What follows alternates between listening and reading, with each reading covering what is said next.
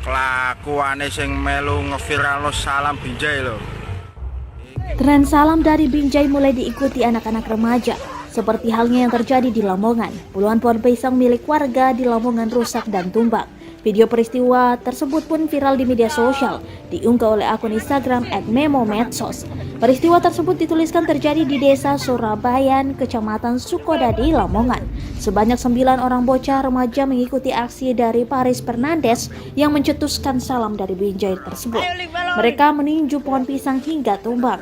Perekam video lalu memperlihatkan pohon pisang di lahan yang luas tumbang karena aksi bocah-bocah tersebut.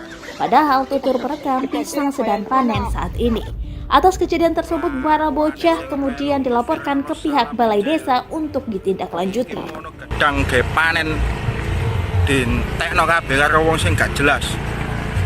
Kelakuane sing melu ngeviralno salam Binjai lho. Iki mono gedang ge panen dientekno kabeh karo wong sing gak jelas.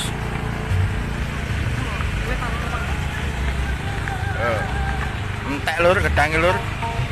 Lah ngene lah kate panen piye lur?